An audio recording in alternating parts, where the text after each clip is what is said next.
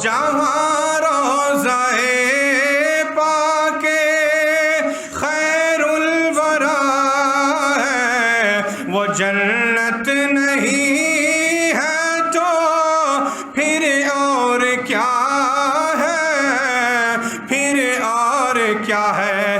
ارے کہاں میں کہاں یہ مدینے کی گلیاں، یہ قسمت نہیں ہے تو پھر اور کیا ہے؟ بدلے میں تجھے دے گے۔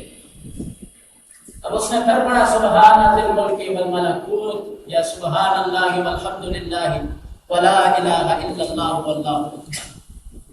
اللہ کے خلیل تسبیح سنتے ہیں، جھومتے ہیں، آنکھوں میں آنسو آتے ہیں۔ جب اس فرشتے نے تسبیح ختم کی، جناب ابراہیم کہنے لگے مجھے ایک بار پھر میرے رب کے نام کی تسبیح سنا۔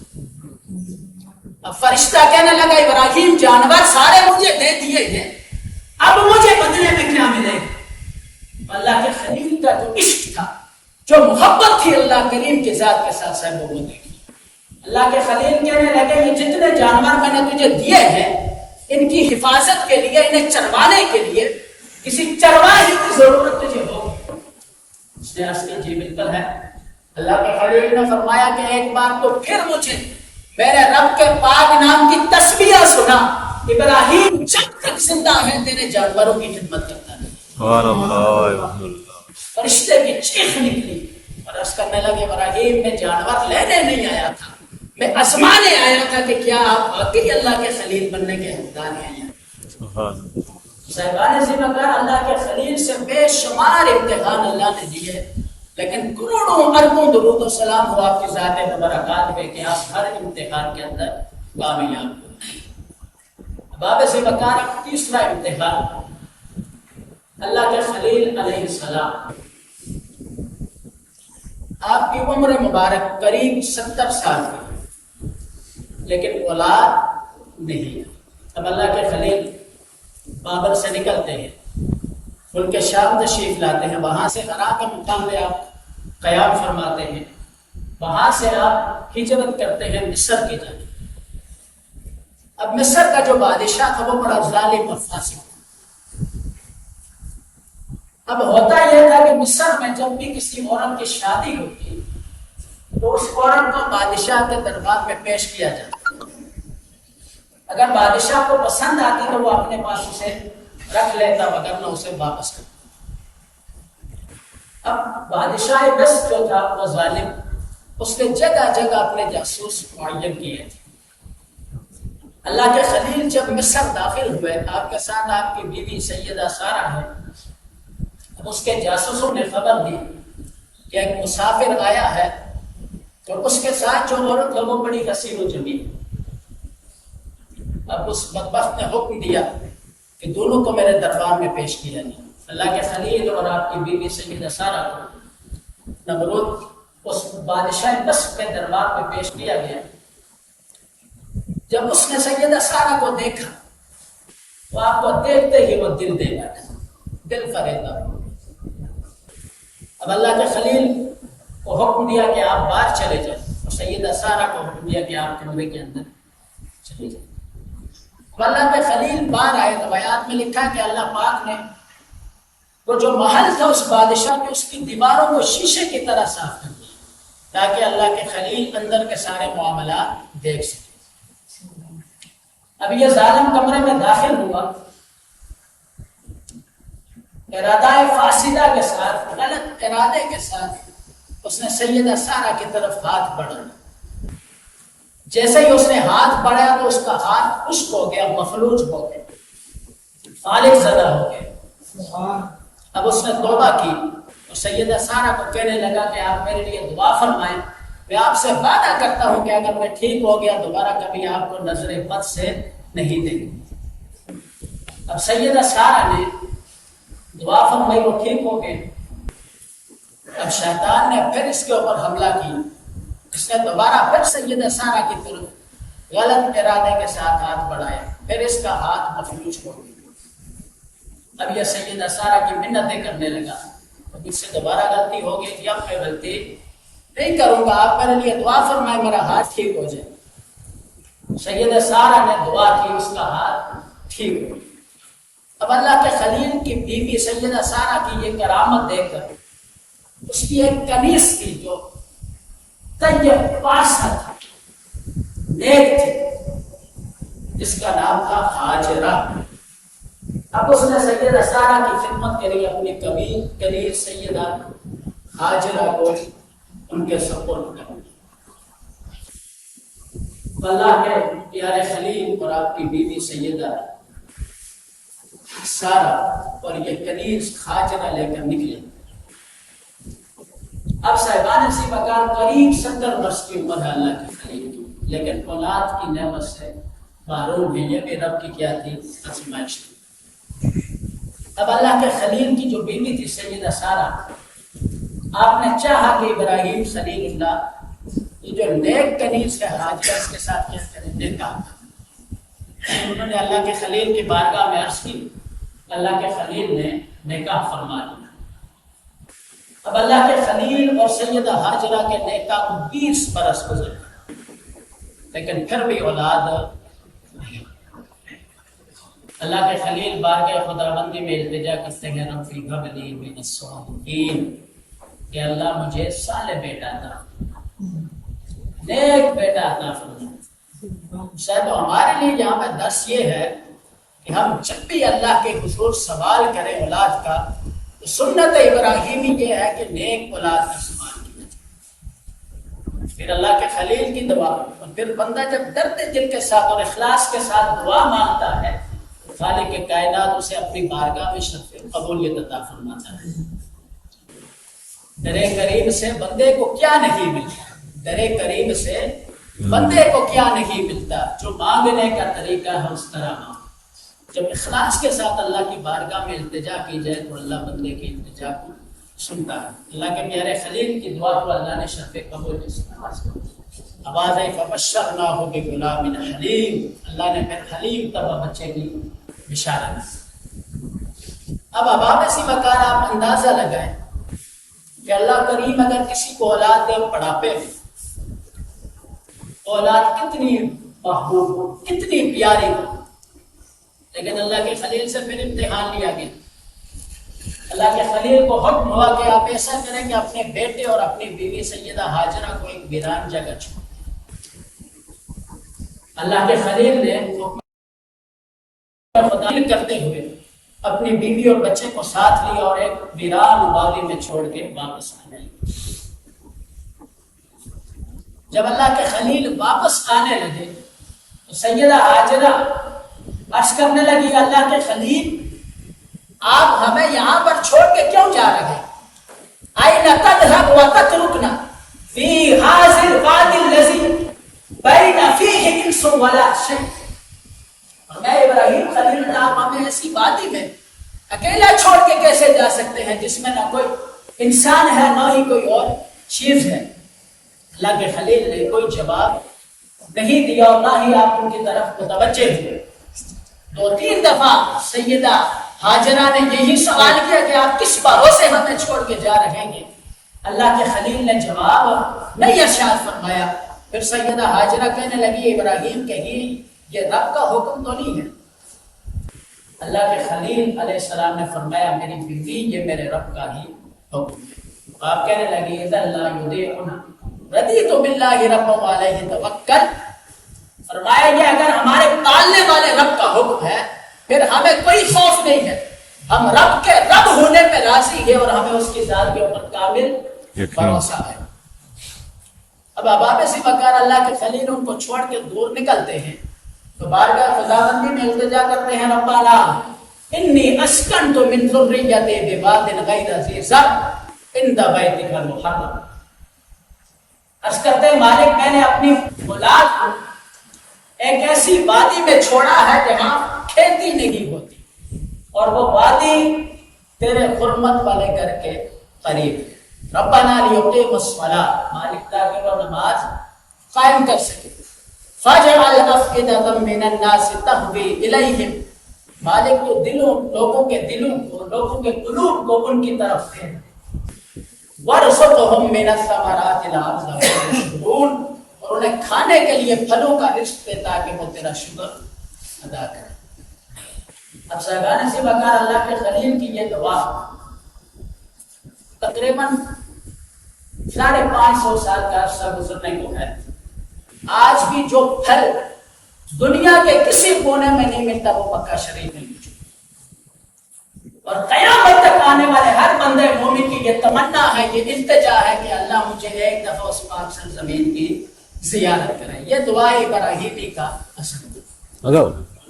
اب آپ ایسی بکا اللہ کے خلیل علیہ السلام اس امتحان میں جب کامیاب ہوئے، اب تیسرا امتحان شروع ہوا۔ اب جناب حضرت سیدنا اسماعیل علی نبینا صلاۃ و تسلیم جب بالغ ہوئے، اللہ کے خلیل علیہ السلام کو خواب آتا ہے جس میں انہیں حکم ملتا ہے کہ اپنی پیاری چیز کو میری راہ میں قربان کر دیجیے۔ اللہ کے خلیل سویرے اٹھے، بے شمار اونٹوں کو اللہ کی راہ میں قربان کیا۔ دوبارہ پھر دوسری رات پھر خواب آتا ہے، پھر اٹھتے ہیں، بے شمار جانور راہ خداوندی میں قربان کرتے ہیں۔ تیسری رات جب خواب آتا ہے تو اللہ کے خلیل سمجھ جاتے ہیں کہ مجھ سے جو قربانی مانگی جا رہی ہے وہ جانوروں کی نہیں ہے بلکہ اپنے لختے جگر اسماعیل کی قربانی مانگی جا رہی ہے۔ سبحان اللہ۔ اللہ کے خلیل علیہ السلام اپنی بیوی سیدہ ہاجرہ سے کہنے لگے کہ ایسا کرو، میرے اسماعیل کو تیار کرو، ہم ایک دعوت پہ جا رہے ہیں۔ اللہ کے خلیل کی بیوی نے حضرت سیدنا اسماعیل کو تیار کیا۔ اللہ کے خلیل نے ایک رسی اور ایک چھری اپنے ساتھ لی۔ اب اللہ کے خلیل نکل کر پہاڑوں کی طرف نکلتے ہیں۔ اب مربوط شیطان سیدہ ہاجرہ کے پاس آتا ہے اور آ کر کہتا ہے، ہاجرہ تجھے پتا ہے کہ ابراہیم اسماعیل کو لے کر کہاں جا رہے گی؟ سیدہ ہاجرہ کہتی ہے کہ وہ ایک دعوت پہ جا رہے ہیں۔ تو یہ مردود کہنے لگا کہ وہ دعوت پہ نہیں جا رہے بلکہ ابراہیم اپنے بیٹے کو ذبح کرنے کے لیے لے جا رہا ہے۔ آپ نے فرمایا کیسے بدبختوں والی باتیں کرتا ہے، عقل سے پیدل ہے تو؟ کیا کبھی ایسا بھی ہوا ہے کہ کوئی باپ اپنے بیٹے کو قربان کر دے گا؟ تو کہنے لگا کہ ابراہیم کا خیال ہے کہ اسے رب کا حکم ہے کہ وہ اپنے بیٹے کو قربان کرے۔ تو سیدہ ہاجرہ کہنے لگی کہ اگر میرا رب یہ چاہتا ہے کہ میرا اسماعیل اس کی راہ میں قربان کر دیا جائے تو یہ ایک اسماعیل نہیں، اگر لاکھوں کروڑوں اسماعیل ہوں تو میں ایک ایک کر کے اس سونے کے نام کے اوپر مارنے کے لیے تیار۔ اب یہ مردود یہاں سے ناکام ہوتا ہے، سیدھا اسماعیل نبی کے پاس آ کر کہتے اسماعیل تجھے پتا ہے تیرا باپ تجھے لے کر کہاں جا رہا ہے؟ جناب اسماعیل علیہ السلام کہنے لگے کہ ہم ایک دعوت پہ جا رہے ہیں۔ یہ مردود کہنے لگا کہ دعوت پہ نہیں لے کے جا رہا ہے، یہ تیرا باپ تجھے ذبح کرنے کے لیے لے جا رہا ہے۔ آپ نے پھر یہ سوال کیا کہ کیا کوئی باپ اپنے بیٹے کو ذبح کر سکتا ہے؟ اب اس کے بعد جواب یہ تھا کہ ابراہیم کا خیال یہ ہے کہ اس کو حکم خدا بندی ہے۔ آپ نے فرمایا اگر رب یہ چاہتا ہے کہ میں اس کے نام کے اوپر قربان ہو جاؤں تو یہ ایک جان ہے، اللہ اگر مجھے ہزاروں جانیں بھی دے تو میں ہر بار اللہ کے نام پہ قربان ہونے کو تیار۔ جان تو دے دی ہوئی اسی کی تھی، حق تو یہ تھا کہ حق ادا نہ ہوا۔ اب یہ ابراہیم نبی کے پاس آتا ہے اور آ کر کہنے لگا کہ ابراہیم آپ کیا غضب کر رہے ہیں؟ ایک خواب کو حقیقت سمجھ کے آپ اپنا بیٹا ذبح کرنے جا رہے ہیں؟ اللہ کے خلیل نے فرمایا مردود دفع ہو جا، نبی کا جو خواب ہوتا ہے وہ خواب وہی ہے، خدا بندی ہوتا ہے۔ اب احباب سی بکار اللہ کے خلیل اپنے لخت جگر کو لے کر نکلتے ہیں، ایک پہاڑی کے دامن میں پہنچے۔ اللہ کے خلیل نے اپنے بیٹے سے کہا فلما بلغ معه السعي قال یا بني انی ارى في المنام، کہ میرے بیٹے میں نے خواب دیکھا ہے، انی اذبحک فانظر ماذا ترى، کہ بیٹے میں تجھے ذبح کر رہا ہوں، بتا تیری کیا مرضی۔ اب اس کے سعادت مند بیٹے نے جواب دیا یا ابا تفعل ما تؤمر ستجدونی ان شاء اللہ من الصابرین، شیرین ابا جان آپ ایسا کیجیے جیسا آپ کو حکم ہوا ہے، اگر اللہ نے چاہا تو آپ مجھے صبر کرنے والا پائیں گے۔ اب اللہ کے خلیل نے اپنے بیٹے کو زمین پہ لٹایا، فلما اسلم وتلہ للجبین، جبین کے بل اللہ کے خلیل نے اپنے بیٹے کو لٹایا۔ زمین و آسمان کے جن پرند فرشتے سارے صاحبان اسی مکان حیرت میں کہ ایسا منظر ایک باپ اپنے بیٹے کو کیسے ذبح کر سکتا ہے۔ اللہ کے خلیل کی بارگاہ میں جناب اسماعیل عرض کرنے لگے، ہیں میرے ابا جناب مجھے ذبح ضرور کیجئے، میں اللہ کے نام کے اوپر قربان ہونے کے لیے تیار ہوں، لیکن میری 3 التجا ہیں، آپ انہیں قبول فرمائیں۔ پہلی التجا یہ ہے کہ آپ مجھے ذبح کرنے سے قبل میرے ہاتھوں اور پاؤں کو باندھ دیں، تاکہ میرے وجود کے ہلنے کی وجہ سے خون کے چھینٹے آپ کے کپڑوں میں نہ ہوں۔ اللہ اب جناب اسماعیل عرض کرنے لگے، ابا جان دوسری میری عرض یہ ہے کہ آپ اپنی آنکھوں کے اوپر پٹی باندھ دیجیے، کہیں ایسا نہ ہو کہ محبت بدر غالب آئے اور آپ اس قربانی سے رک جائیں۔ اللہ کے خلیل کے بارگاہ میں جناب اسماعیل نے تیسری عرض کی کہ ابا جان ایسا کیجئے گا، جب آپ مجھے قربان کر بیٹھیں تو میرا جو کرتا خون آلود کرتا ہو وہ میری ماں سیدہ ہاجرہ کو دے دیجئے گا، وہ کرتے کو دے کر اپنے دل کو تسکین بخشا کریں۔ اب آبے سے بکار اللہ کے خلیل نے اپنے لخت جگر کو لٹایا، چھری چلائی۔ اب یہ تیز چھری جناب اسماعیل کے گلے میں پہنچتی ہے اور کند ہو جاتی ہے۔ اللہ کے خلیل نے پھر چلایا، پھر تیز چھری کند ہو گئی۔ روایات میں لکھا ہے کہ اللہ کے خلیل نے پاس پڑے پتھر کے اوپر اسے مارا تو اس چھری نے پتھر کو 2 ٹکڑے کر دیا۔ اللہ کے خلیل کہنے لگے کہ چھری تو نے پتھر جیسی سخت چیز کو 2 ٹکڑوں میں تقسیم کر دیا ہے، میرا اسماعیل کا گلا تو ریشم سے بھی نرم ہے، اسے کیوں نہیں کاٹتے؟ اب چھری کو اللہ نے کھولنے کی طاقت دی اور چھری کہنے لگی، الخلیل یأمرنی بالقطع والجلیل یلہانی، ابراہیم میں کیسے کاٹوں؟ تو کاٹا ہے کاٹ، لیکن پروردگار مجھے یہ حکم دیتا کہ خبردار میرے اسماعیل کے بال کو بھی کاٹنا نہیں۔ سبحان اللہ۔ اللہ کے خلیل کہنے لگے جب میں کاٹنے کے لیے اور میرا بیٹا میرا لخت جگر اللہ کے نام پہ کٹنے کے لیے قربان ہونے کے لیے تیار ہے، تو کیوں رکاوٹ بنتی ہے؟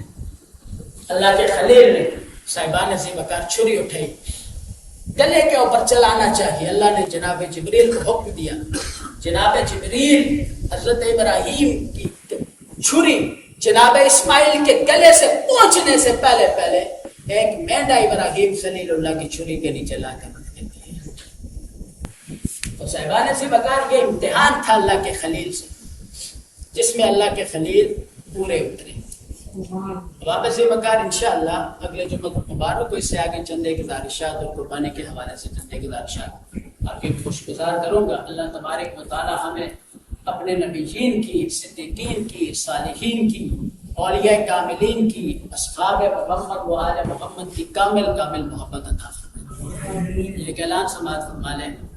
اور روز بدھ، جمعرات اور جمعہ مفتی کشمیر پیر طریقت رہبر شریعت حضرت قبلہ پیر سید سکندر شاہ صاحب رحمۃ اللہ تعالیٰ علیہ کا 3 روزہ سے پاک ہے، اس میں آپ تمام احباب کو دعوت محبت ہے، تمام احباب شرکت فرما کر اپنے قلوب کو مزید تازگی بخشیں۔ اللہ کریم ہمیں اولیاء کاملین کی محبت سے نوازے اور ان کے نقش قدم پہ ہم سب کو چلنے کی توفیق عطا فرمائے۔ جن احباب نے سنت ادا کرنے کی سنت عطا فرمائے۔ فضل تیرے تے